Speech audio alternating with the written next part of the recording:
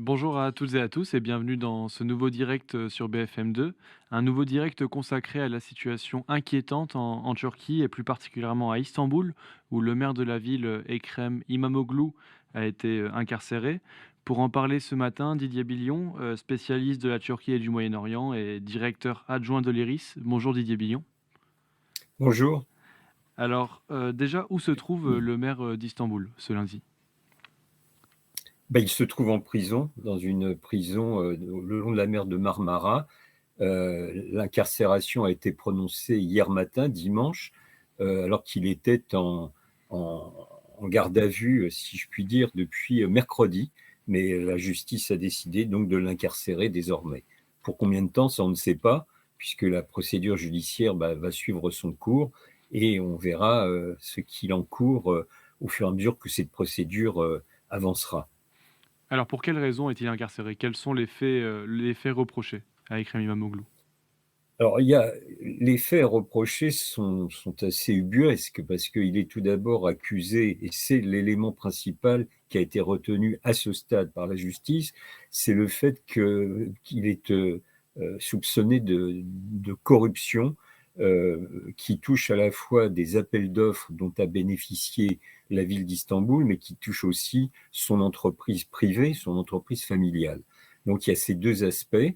Et par ailleurs, il avait été reproché, au moment de son arrestation mercredi dernier, de complicité, de contact avec le PKK, c'est-à-dire le Parti des travailleurs du Kurdistan, dont nous savons qu'il est qualifié d'organisation terroriste par le pouvoir turc, par l'État turc. Mais cette deuxième accusation, à ce stade, je précise bien à ce stade, n'a pas été retenue et donc ce n'est pas une des raisons qui ont présidé à son incarcération hier matin. C'est très important parce que les accusations de corruption qui pèsent contre lui euh, ne nécessitent pas la mise en place à Istanbul d'un gouverneur, d'un administrateur qui aurait été désigné par l'État.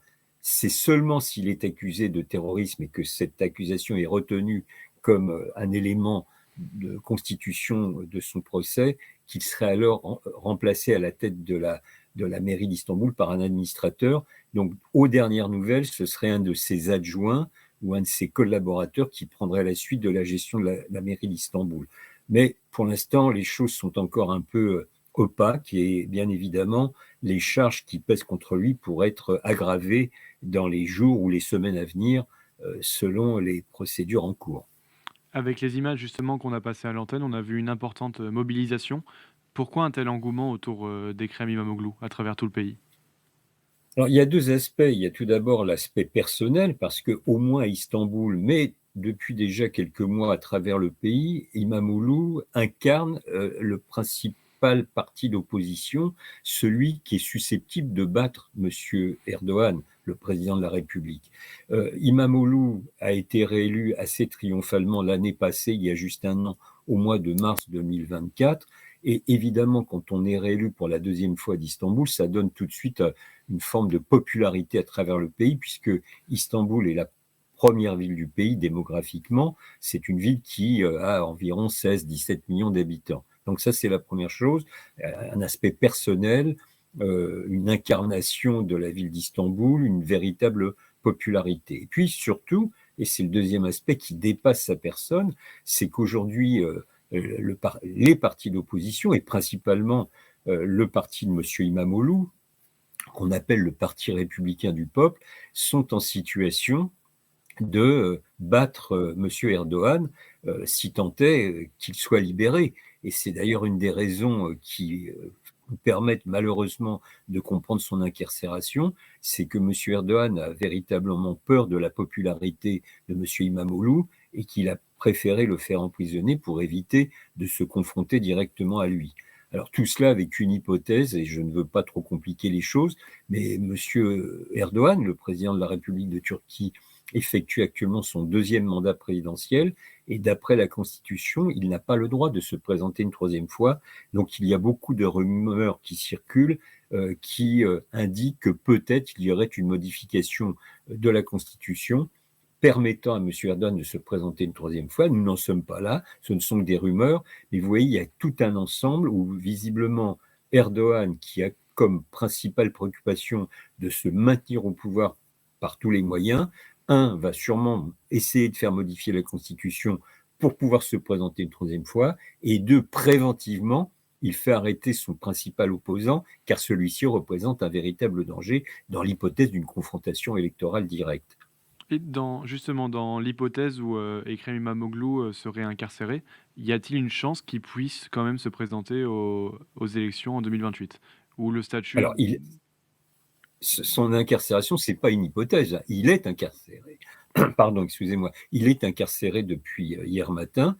On ne sait pas pour combien de temps, c'est ça la question. oui, Là, la justice va suivre son cours, mais nous savons parfaitement bien que la justice, et c'est regrettable, mais c'est ainsi, n'est pas indépendante en Turquie. Elle a été largement épurée depuis de nombreuses années et ont été nommés des hommes, des femmes, des magistrats qui sont pour la plupart d'entre eux proches du parti au pouvoir. Donc l'indépendance de la justice en Turquie n'est plus qu'un leurre aujourd'hui, ce qui est évidemment très grave. Alors combien de temps va-t-il rester en prison? Nul ne le sait, et je crains pour ma part qu'il reste en prison de nombreux mois, voire de nombreuses années, et ce qui permettrait justement à Erdogan d'éviter une confrontation à la loyale, une confrontation électorale directe. Alors bien sûr, dans le parti de M. Imamoglu, il y a d'autres responsables politiques, il y a d'autres candidats possibles, mais Imamoglu était véritablement celui qui représentait pour Erdogan un véritable danger pour les raisons que nous avons évoquées précédemment, c'est-à-dire cette popularité croissante, un véritable charisme qui s'exerce et qui séduit de nombreux électeurs turcs. Donc on peut craindre que M. Imamoglu, qui est incarcéré, c'est officiel, depuis dimanche matin, eh bien, ne reste en prison fort longtemps.